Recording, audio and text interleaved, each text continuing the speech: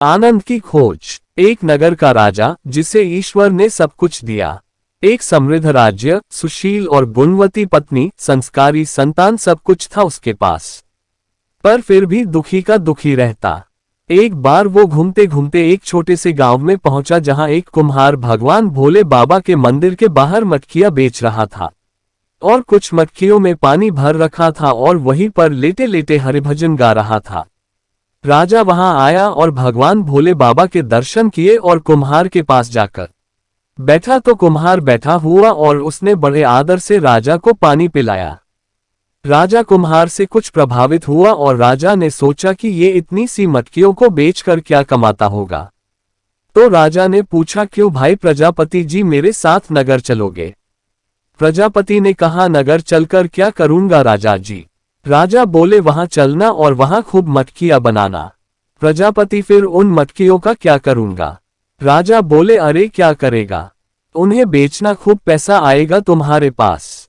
प्रजापति, फिर क्या करूंगा उस पैसे का? राजा ने बताया, अरे पैसे का क्या करेगा, अरे पैसा ही सब कुछ है। प्रजापति, अच्छा राजन, अब आप मुझे ये बताइए कि उस पैसे से क्या करूंगा? राजा बोले, अरे फिर आराम से भगवान का भजन करना और फिर तुम आनंद में रहना। प्रजापति, क्षमा करना हे राजन, पर आप मुझे ये बताइए कि अभी मैं क्या कर रहा हूं, और हाँ, पूरी ईमानदारी से बताना। काफी सोच विचार किया राजा ने और मानो इस सवाल ने राजा को झकझोर दिया। राजा बोले, हाँ प्रजापति जी, आप इस समय आराम से भगवान का भजन कर रहे हो और जहां तक मुझे दिख रहा है आप पूरे आनंद में हो। प्रजापति, हाँ राजन, यही तो मैं आपसे कह रहा हूं कि आनंद पैसे से प्राप्त नहीं किया जा सकता है। राजा ने कहा, हे प्रजापति जी, कृपया करके आप मुझे ये बताने की कृपा करें कि आनंद की प्राप्ति कैसे होगी।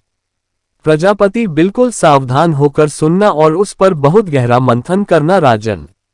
हाथों को उल्टा कर लीजिए। राजा आश्चर्य से, वो कैसे?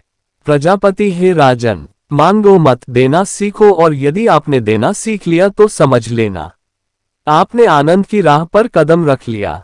स्वार्थ को त्यागो, परमार्थ को चुनो।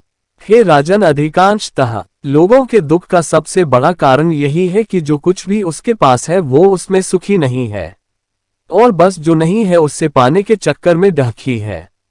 अरे भाई, जो है उसमें खुश रहना सीख लो, दुख अपने आप चले जाएंगे, और जो नहीं है क्यों उसके चक्कर में दुखी रहते हो?